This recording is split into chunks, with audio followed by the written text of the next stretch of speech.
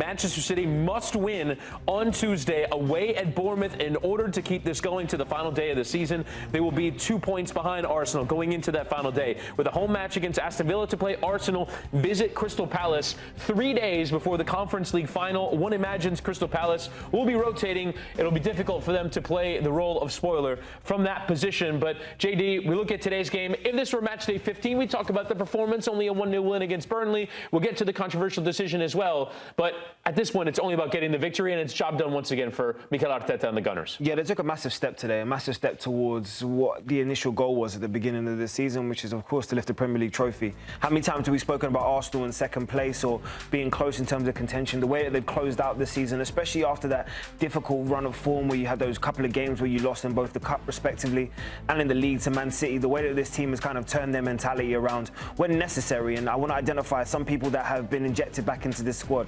Miles Lewis-Skelly, who was unfortunate not to start today, I thought was a great turning point in terms of the way that he wants to advance the ball and injected a bit more speed into this team.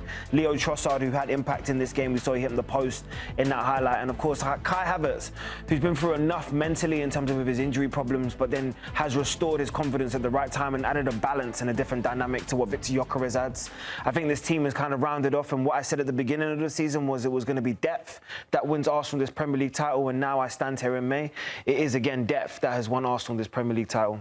Especially in this point of the season, they've been going all the way to the Champions League final as well. It's incredible that they're at this point. But let's look a little bit more at the decisions in this game. We showed them there in the highlight. The Bukayo Saka tackle from the defender Lucas Perez, and as well the challenge from Kai Havertz with a stud showing.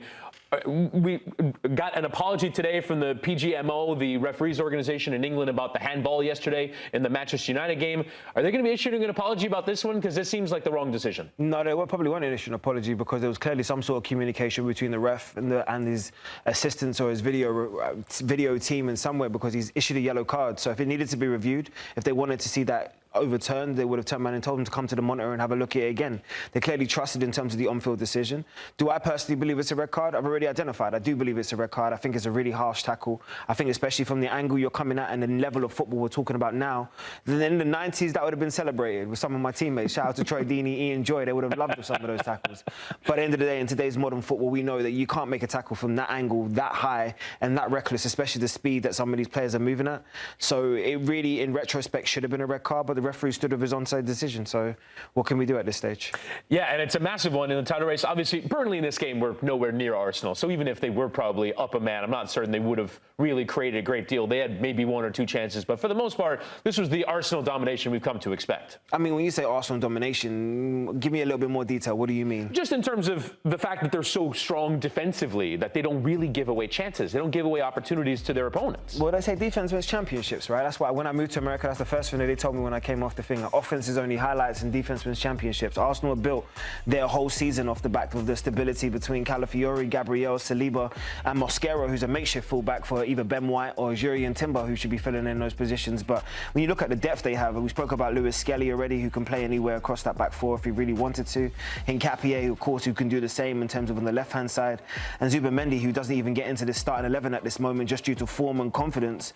I think it's really an indicator, as I said at the beginning, that squad with depth was always going to be massively important to Mikel Arteta.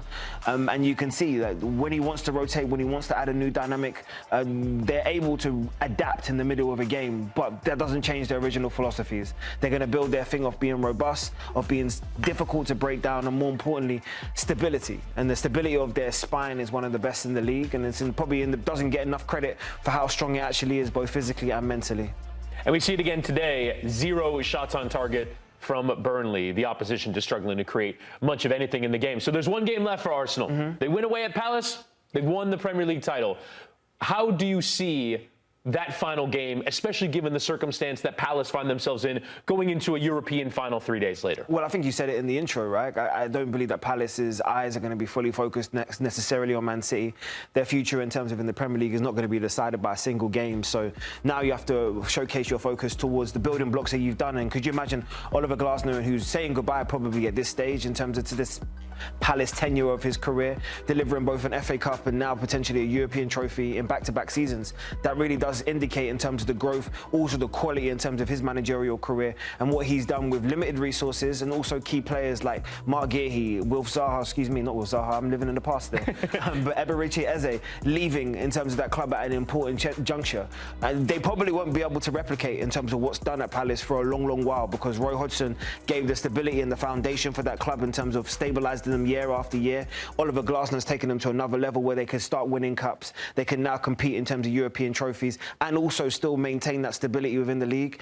And now they can push on again. But the Palace are at a crossroads, and I've seen this with a lot of Premier League teams. When they can go into Europe, they can have those expansions, they can have those great nights, and it's about how you recover. The important thing was to retain the manager, and they haven't been able to do that. So now it's about building blocks for next year. But I say that to say, that means you still got one cup final where you can go and put out your best effort. You can go showcase to the manager, I deserve to play for this, and most importantly, add to your trophy collection. And from an Arsenal standpoint, they can add to their trophy collection even further a week later when they play in the Champions League final against Paris Saint-Germain. What is the approach from this club going into these two games? To win the Premier League, to win the Champions League in back-to-back weeks. How do you see one game informing the other, the Palace game going into the PSG game? I mean, I don't really think they resemble each other whatsoever. I think you approach each one as they've been doing clearly for the last 4 or 5 games. Each one's an individual entity. I mean, the response in terms of what Palace is going to bring is going to be very different to what Paris Saint-Germain are going to bring. And you know, that's a cup final in its own right. Arsenal know that they have to go to Palace and get 3 points. 3 points, you win one game of football across 90 minutes, you're definitively the champions. There's no confusion, no up and downs. The league never lies over 38 games. The Paris Saint-Germain game is a very different entity because the approach between the two different games, tactically, mentally, and most importantly, emotionally, it's going to be very different. You're talking about 20 years of hurt within the Premier League, of ups and downs, and also crumbling within that. Arsenal have had Champions League experience in terms of, I take heart back to, 2005 or 2006, Witty? Which one? Which one was the Paris game? Where they lost in 2006. 2006. Yeah, it was 20 years ago. So when you take back those experiences, but a lot of those players wouldn't have carried any of that burden. They've been a part of the crumbling that's happened in most recent years in the Premier League, so they had extra incentive. When you go into a cup final, like in 2006, it's a one-off game, and you also know you're playing against a defending champion, so it's about raising your level, understanding the opponent you're up against, and most importantly, winning your individual battles.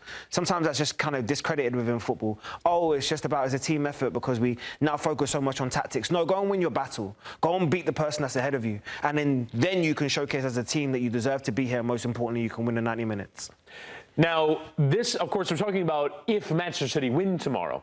Do we think that this game against Palace at the weekend will even be for the title, or will it be decided tomorrow? We'll talk about Manchester City more through the prism of Guardiola departing at the end of the season coming up next. But do we think that by the time that game kicks off, the title could be decided already? When you say the time, which game kicks off? By the time the Palace game kicks off on Sunday, that City will have drawn or lost against Bournemouth. I think it's a give or take. I think the emotional decision of Pep Guardiola announcing, which we're obviously going to get into, that he's probably going to be departing from Manchester City at the end of this season, I think is going to be one that's going to inspire his team, but he probably won't be the only player that's departing. Bernardo Silva is another one that we've spoken about. John Stones emotionally is pushing that team forward right now. They're carrying the legacy for people that have paved the way, and they understand it, but this is the perfect time to kind of close that book.